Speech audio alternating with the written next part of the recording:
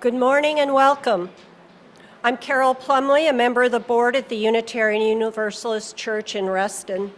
Whether you are on Zoom or here in the church sanctuary, we are so glad you are with us this morning. No matter how old or how young you are, wherever you are on your spiritual journey, however you identify, and whomever you love, know you are welcome here. I have a few important announcements this morning. We hope you will join us for dinner and karaoke this coming Friday, January 12th. Gather for dinner, fellowship, and fun. No singing required. Pick up, unless you want to, so. Pick up a flyer in the foyer to learn more. Please make sure to RSVP for dinner by this Wednesday. The annual Advocacy Day hosted by Virginia Interfaith Center is Wednesday, January 17th. The all-day event is held in Richmond with additional virtual options. Join other motivated Virginians to meet with legislatures and make your voice heard on economic, racial, and social issues.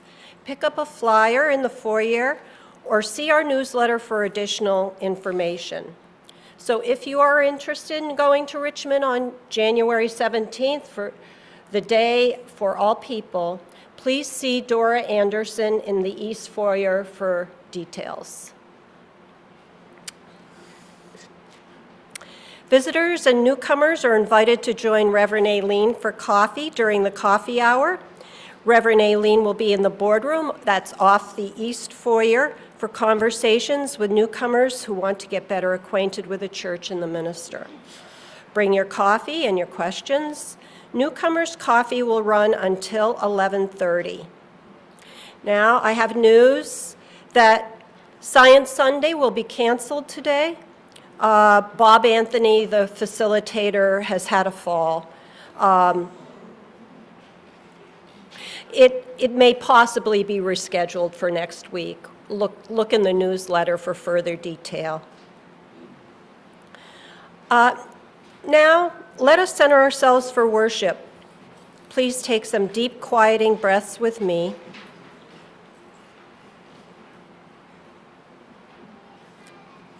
Let us enter our time of worship together as we enjoy this morning's prelude.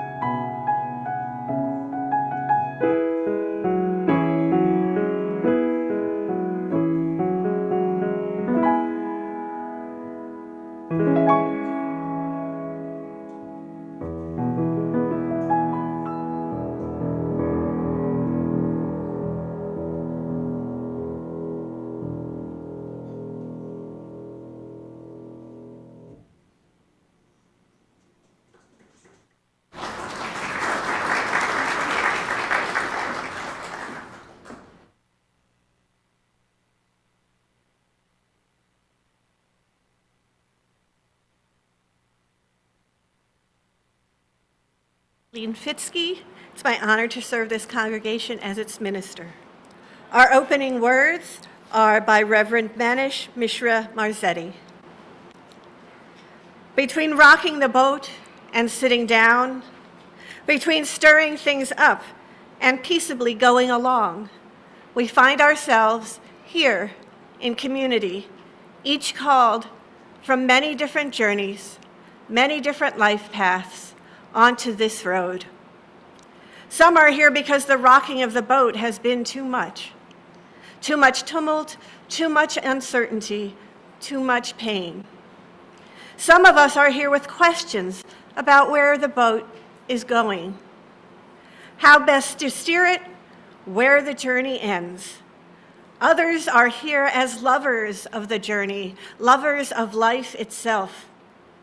Here in front, beside, behind, each a passenger, each the captain, doing the best we can. Rest here in your boat with me, the river calls. Listen to the flow, the sound of life coursing all around you. Let the current hold you. The river that gently flows through your soul whispers, "Come, let us worship."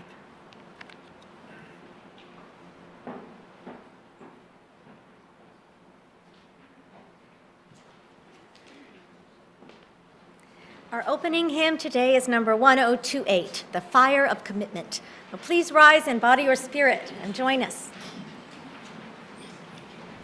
Far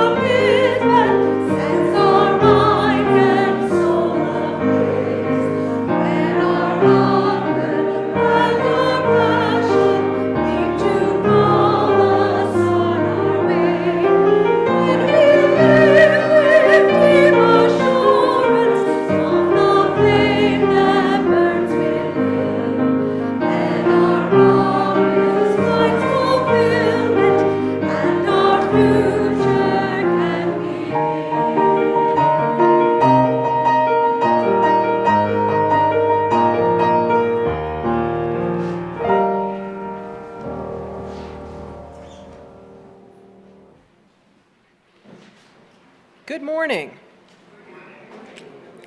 Our chalice lighting today comes from Reverend Kristen Harper. Each day provides us with the opportunity to love again, to hurt again, to embrace joy, to experience unease, to discover the tragic. Each day provides us with a chance to live. This day is no different, this hour no more unique than the last, except maybe today, maybe now, among friends and fellow journeyers, maybe for the first time, maybe silently, we can share ourselves.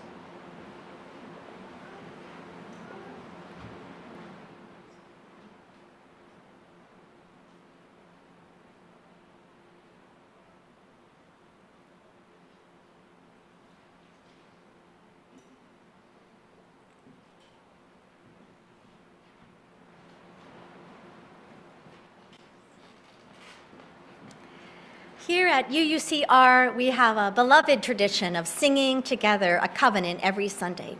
Love is the spirit of this church. So we will remain seated as we sing our covenant together. And if you are visiting us this morning for the first time, we hope you will accept this song as our blessing to you.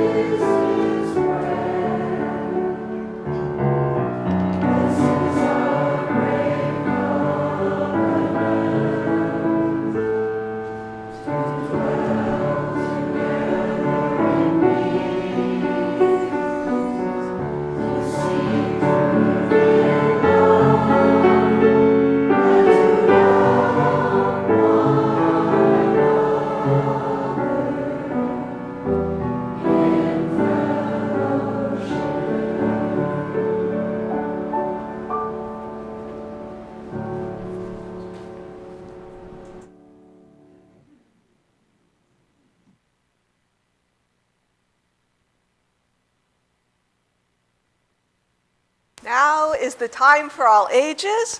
So if you're feeling young of body and would like to come a little closer, there's room here on the floor. And welcome wherever you are. Welcome. Our time for all ages today is inspired by Laura Boggle's The Rules Make the Game. And I wonder if anyone here has ever played tag. Anyone? Yes, or you know what the game of tag is about? Yes. Well, imagine that you're with a large group of people and playing tag. There are no boundaries. You can run as far as you want in any direction. And anyone can tag anyone else. Everyone can tag each other. And when you tag someone, nothing happens. What do you think about that game? Doesn't sound like much of a game, does it?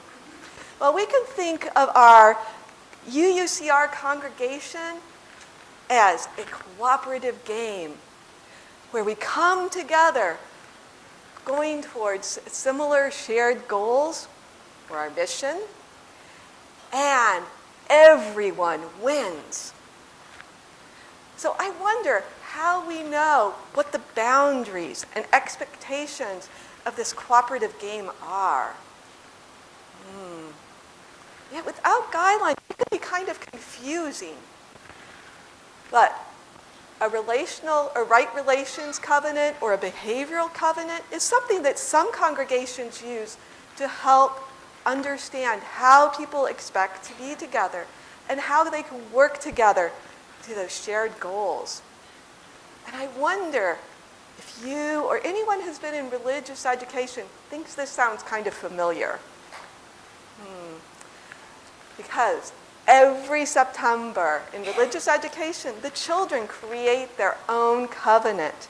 They talk about how they want to be together, how they want to be treated, and they create an agreement. And we may have a slide, not sure, with the covenant from this year.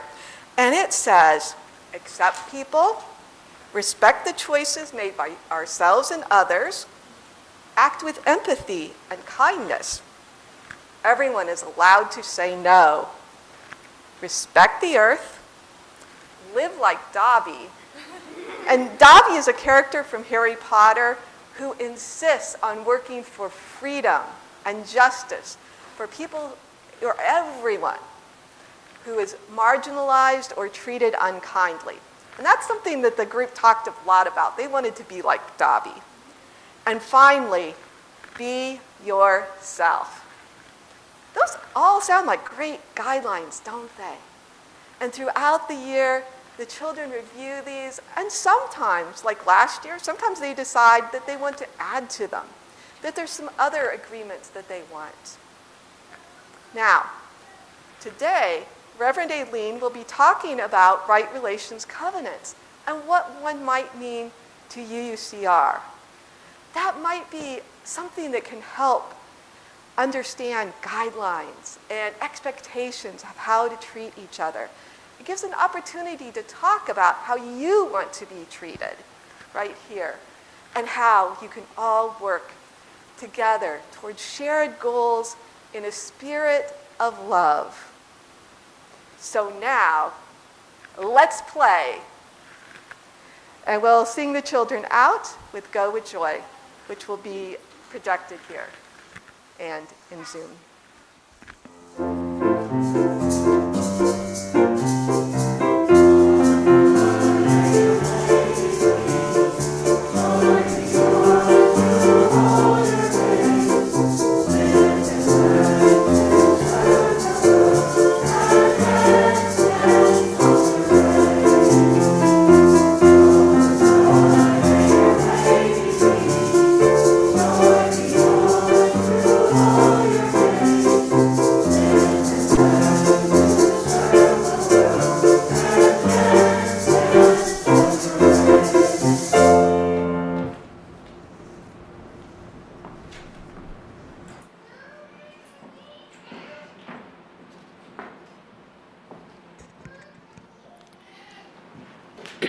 Now is the time in our service where we share our joys and concerns so that no one ever has to hold them alone. If you are joining us remotely this morning, you may wish to light a real or virtual candle wherever you are to mark what is in your heart, as members of the in-person congregation place stones in the water here in the sanctuary. If those of you at home would like to share what is on your heart today in the congregational chat on the screen, please write to all attendees, and remember that what you share is public. Those at home may then read their joys and concerns shared in the chat and then enter into your own time of reflection and prayer. So I invite all of you here to come forward if you would like to put a stone in the bowl for your joys and concerns.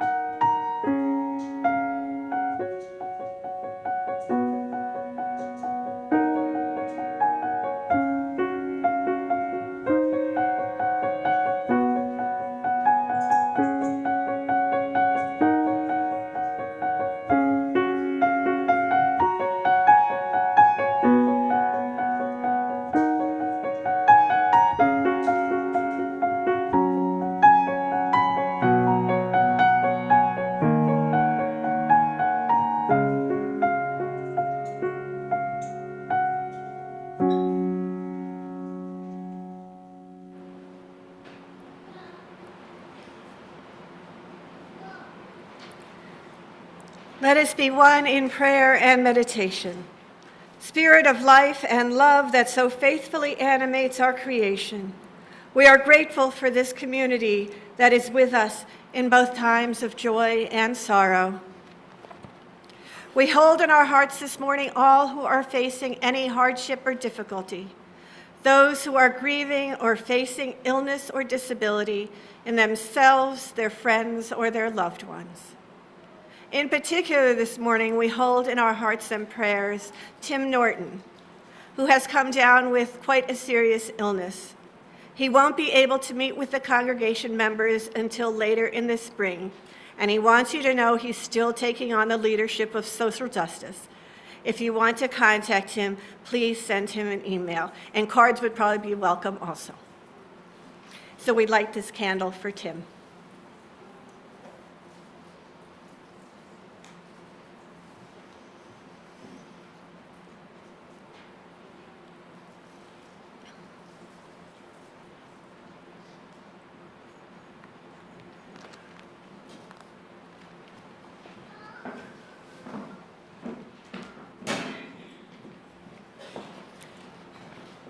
As a self-funded church, UUCR relies on the generosity of its members and friends to fund daily operations and to ensure that the church and its resources are here for us and others now and in the future.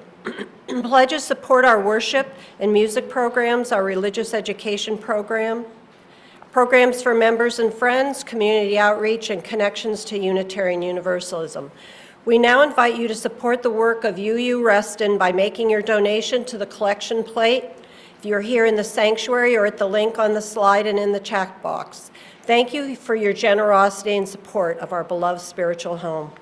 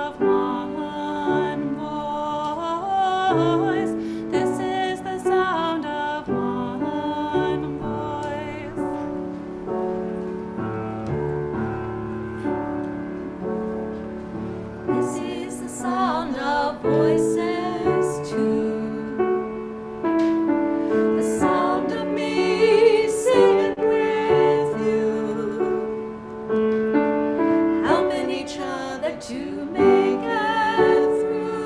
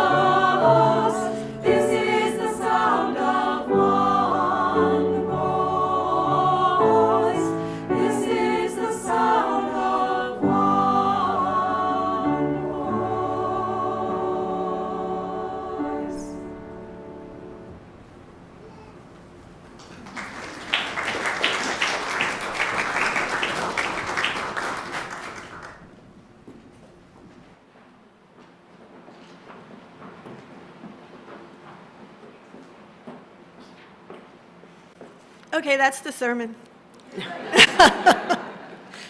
Wasn't that nice?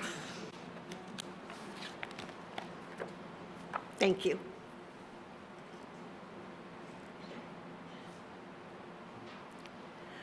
I was part of an intentional community for 17 years. We made all of our community decisions by consensus. There was a fallback process in case we could not reach consensus for a variety of reasons. We never had to use it once the entire time I lived there. When the community was formed over 20 years ago, we got together, and one of the things we did as a community was to create what we called communication guidelines. Slide. That is, agreements of how we would be together when we met for our decision-making processes. I think it's behind me. Yeah. And we agreed by consensus on those guidelines. This poster was present for all of our meetings to remind ourselves of the promises we made on how to be together. And at each meeting, we would read a couple of the guidelines and one person would read aloud from each section. For example, for listening skills, I know it's not a very clear picture. I had one of my friends from the community take a picture and text it to me. So it's not the greatest picture, but listening skills, speaking skills, and group skills. For example, from listening skills, listen to what is behind the words. Value silence. Reflect back what is said. Invite correction for fuller understanding. Speaking skills. Speak for yourself. Make sure the impacts of your words or deeds is what you intended. Group skills. Be wary of holding a fixed position. Respect confidentiality and avoid gossip. Intervene when needed. You could take down the slide now. We also had processes in place to stop or pause a meeting if it got too heated or to work through contentious issues. And we had for a while what was called PARC, the Peace and Reconciliation Council, of which I was part, to help people when conflict arose. We did not call our communication guidelines a covenant, but that's exactly what they were. And adhering to them was often difficult and messy because members of the community came from vastly different places, from around the country and around the world. And they came from different backgrounds, and they arrived with varied expectations. And sometimes in the process, while we could love our neighbors desperately, sometimes we didn't like them very much. It often took a lot of work from a lot of people to hold this group of people together. I often compare my experience in intentional community with UU congregations. There are meetings and committees, except in the community. When it was all over, we couldn't go home because we all lived there. So we had to have guidance to help us get along. The scholar of multicultural studies at NYU, Marcia Pally, writes in her book, Commonwealth and Covenant, about what she calls separability and situatedness. Each has its own strengths and weaknesses. Separability, which she loosely equates to individualism. At its best, it yields such indispensable things as innovation and the freedom to follow opportunity and change, and to change one's way of thinking and living. It is the basis for human and civil rights that are guaranteed to each person, regardless of background or station. But at its worst, it could lead to the focus only on the self and how one could control one's surrounding only for oneself. She writes, this tendency in our society has been abetted by improved transportation and economic opportunities that made for much wealth and opportunity, but also made for an increasingly mobile populace, further disembedding persons from place and relationship and leaving one to rely again solely on oneself, which can lead to greed, resource grabbing, extreme competition, and self-interested violence. Situatedness, which she loosely equates to collectivism or communitarianism, can bring at its best security, support, and affection, and enable cooperative projects to sustain our physical and socioeconomic infrastructures. But at its worst, it can lead to tight group embeddedness with few individual options or freedoms, and can lead to oppressive control and stultifying conformity. What Plumlee suggests instead is what she calls an ontology of relationality, or separability amid situatedness, where we see ourselves as distinct creatures sustained by relation and that tend to this relationality. This relationality, or what she calls covenantality, makes us individually distinct but covenantally interdependent. That is, we are, by our very nature of our relationships with each other, bound to take care of both ourselves and the larger community. And always be aware of the balance between individual needs and wants and those of the larger community in which we share bonds of interdependent relationship. To put it simply, we often say that organizing UUs is like herding cats. And we think that's funny, and it is. But recently, over the last couple of years, I've been asking in ministerial forums and other venues, I even asked every search committee I interviewed with, who are UUs when we aren't cats? That is, who are we when we realize that our particular wants and needs to be balanced with and taken into account in the larger communities of which we are part, so that we can realize a larger mission and vision together. This fall, 11 members of the congregation took a course called Tending Covenant, Training for Right Relationships Teams. One of the first topics we discussed was the relationship between right relationship and congregational covenant. And so much of our discussion was about, well, what is covenant? Does our congregation have one? And if so, how aware is the congregation of it? In an article that was part of the coursework called The Map and the Terrain of Covenant, Reverend Erica Barron writes, "We create a covenant when we come together as people who care about each other, who are also committed to something together. Caring about each other in congregations means, in part, that we hope to bring our best selves into the community. It means that we want to treat each other, members and staff, well, with fairness, dignity, and compassion. Part of our covenant is a commitment to choosing words, actions, and behaviors that express our care for others to the very best of our ability. In UU congregations, we are collectively committed to the UU principles and to our congregation's own mission. Commitment to each other, to our values, and to our understanding of our purpose creates a covenant.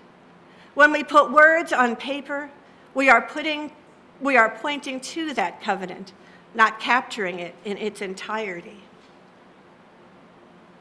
There are many kinds of written covenants. We sing a covenant every Sunday. Love is the spirit of this church, and service is its prayer.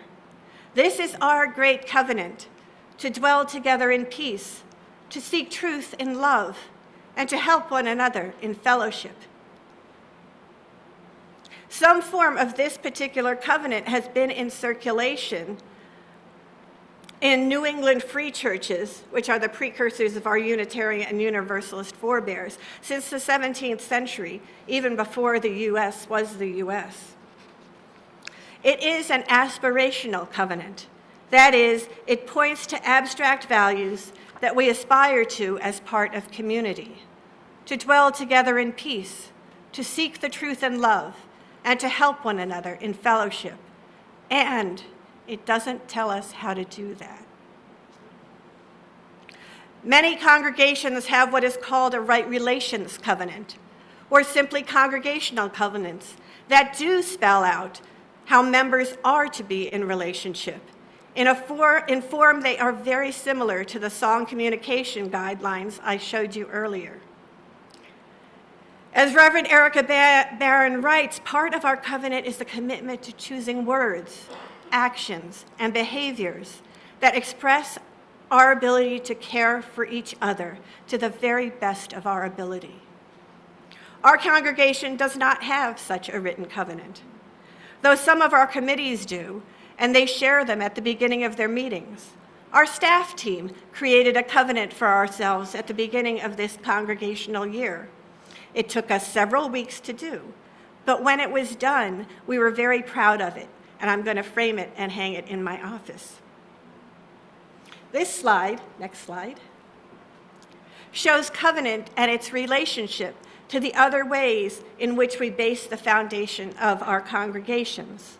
Along with our vision, which enables us to articulate a dream, our mission, which tells us who we are and why we exist, our covenants enable us to articulate how we are in relationship to each other. These enable us to carry out specific concrete goals and objectives in order to honor our mission and vision. These are all interconnected. You can take it down. The act of creating a congregational covenant is not done in isolation, but with the input of as many people as possible who have ideas and suggestions and who are willing to put in the time and energy into making it the best that it can be. It is not top-down. The process of creating a covenant can be as fulfilling as the document itself. And this process can take some time to do. Once done, it will have to be voted on by the entire congregation.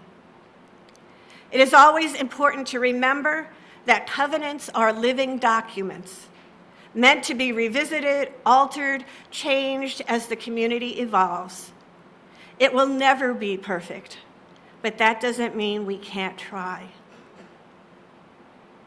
Creating written covenants is important because without them, we can create toxic cultures for which there is no accountability for behaviors that we might otherwise find objectionable, but for which we have no recourse to do something about. Right relations in congregations are predicated on the fact that we do have ways and means to hold each other accountable when we fail to live up to our agreements and ideals as community, and to create ways to repair broken relationships. The larger UUA is revisiting the denominational covenant. Although we don't often think of Article 2 in the UUA bylaws, which contain our principles and sources, as a covenant, it is a covenant.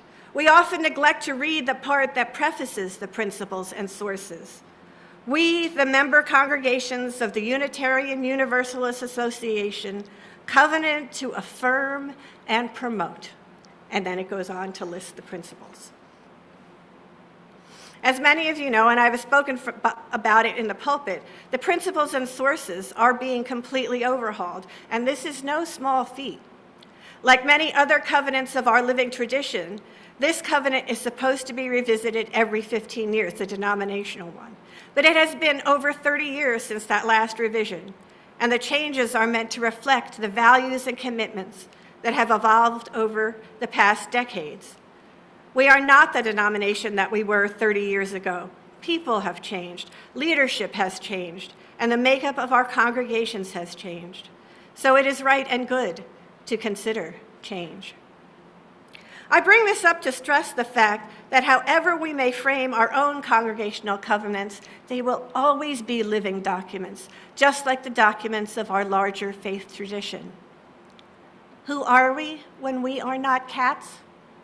We are people who share the commitment to do the hard work of creating covenant, which ensures a beloved community where all are welcomed, respected, and taken care of.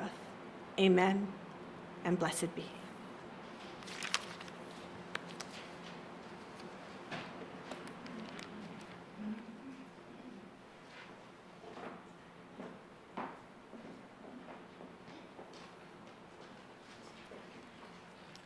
Our closing hymn today is number 1008, When Our Heart is in a Holy Place. Please rise in body or spirit and join us.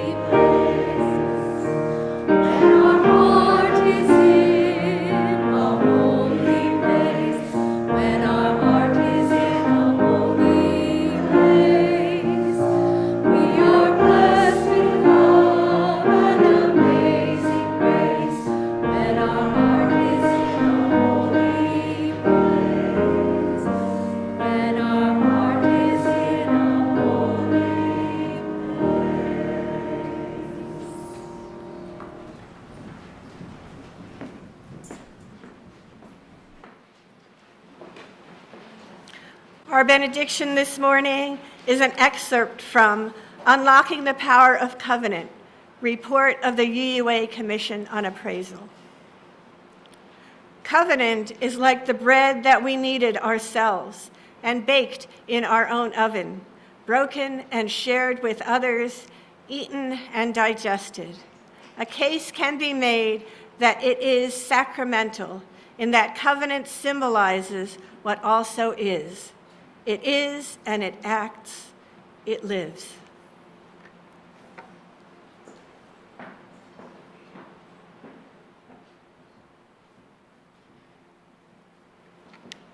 We now extinguish this flame.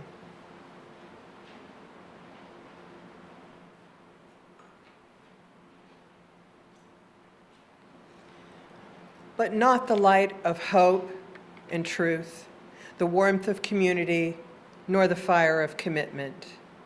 These we carry forth in our hearts until we are together again.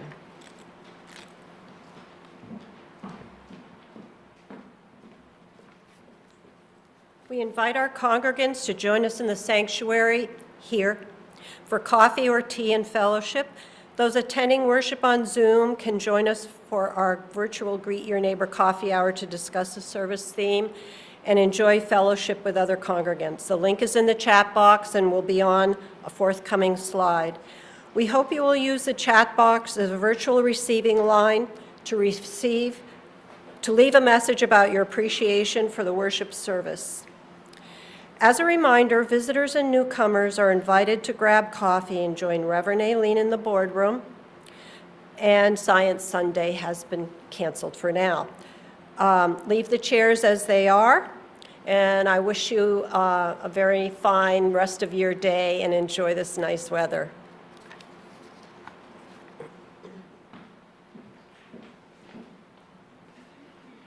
Our postlude today is a hymn that we're going to sing together, number 346, Come Sing a Song with Me. So please rise in body or spirit, and let's all sing together.